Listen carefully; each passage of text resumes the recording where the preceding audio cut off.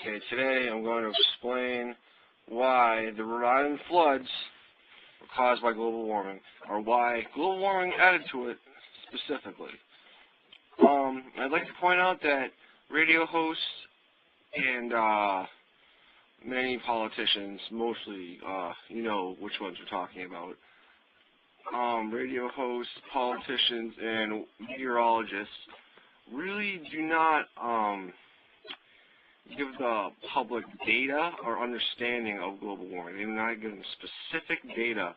All they do is cite proverbial nonsense and political bias stuff, like, oh, there's one single media report about one guy who sent some emails that were bogus or whatever, which is totally negating thousands of other scientists and tons of data you can find online. For example, this.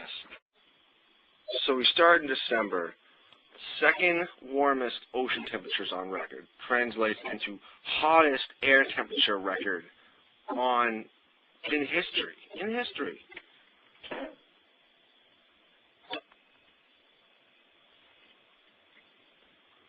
In the meantime, in New England, we're having massive snows. 2 feet of snow December, 20th? Second hottest on record. 2 feet of snow. Think about that for 1 second. Just think about that for 1 second. Can you really say that this has nothing to do with 2 feet of snow? You're an idiot if you think that. You really are stupid. You really cannot say that and mean it. Alright, so now we have what's going on. Hold on. We have the general consensus among scientists. Let me see. I just have to find this one part about how Rush Limbaugh is an idiot. Okay, here we go. Whatever the reasons, meteorologists are far more likely to question the underlying science of climate change.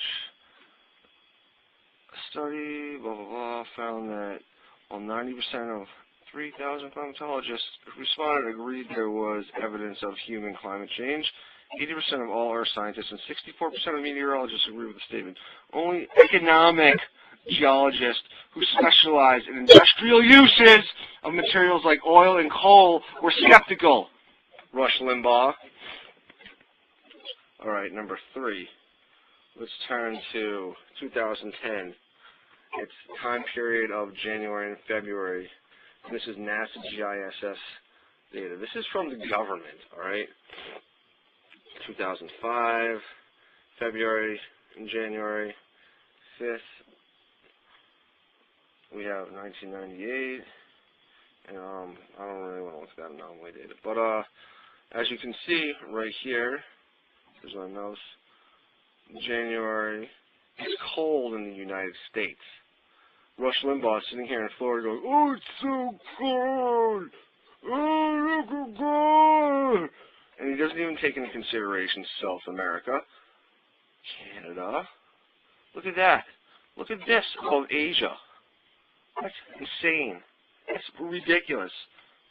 Look at this in Africa. This is the desert getting bigger. Look at this in Saudi Arabia, Afghanistan, India, Australia. Did you check anybody else's temperature records? Really? This is insane. This is insidious and ridiculous. This is what data is. This is what building an argument is. Alright? This is not, no, this has nothing to do with anything that these retarded Republicans or anybody else is talking about. This is actual data. Alright, so we look at December, and we can see that it's been colder in America in this part of the region for a while. Alright? December 2009. Hence, we had a lot of snow. But if you actually look at the snowpack this year, you'll see that the snowpack is very, very low. First, here's some info. Much of the ice has already melted, depriving mother seals of the resting place where they would... summer heat in the east. All right, yesterday in Ottawa it was 84 degrees. Not one of the 900 seal hunters in the Gulf of April 2nd. to go out to see this season. And the 300,000 seals who usually come here to give birth have ended up on the coast of Newfoundland. That's too far to travel for a hunt and much too expensive. So there will be no hunt and no meat and no tourists. The area stands to lose about $6 million. We just don't know what's going to happen. See, there's no ice north of Newfoundland in the St. Lawrence Bay right now, and the temperatures. Personally, as a fisherman, as a hunter, I know I'm going to. In Maine, have been. As these islanders adapt to a climate warming before their eyes, they Right are coming here. to terms with how fragile their world is. Normal value. Changes happening on these islands. Departure from normal, right here, 10.5 degrees. Average minimum, 21. Normal value, 11. Sea high, 35. Normal, 30. And this is Maine. See, Maine.gov. If enough of the ice that protects this archipelago melts, This is what Maine has been by as much as 80 meters within the in next February. Way above normal. And that article that I just showed you about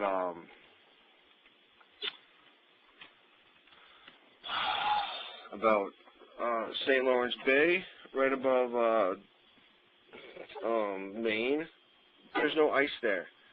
So it's extremely hot. Right now, I'll show you this. This was taken yesterday. Alright? This was taken yesterday, April 3rd.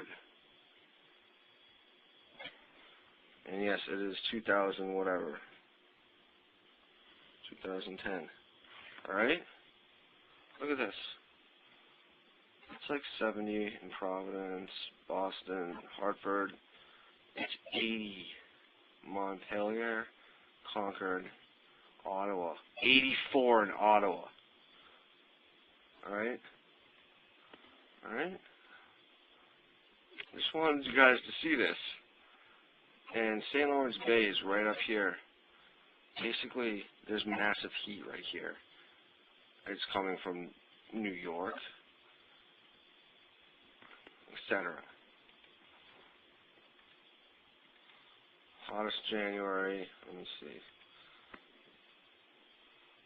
So right now in Ottawa, this is what it looks like.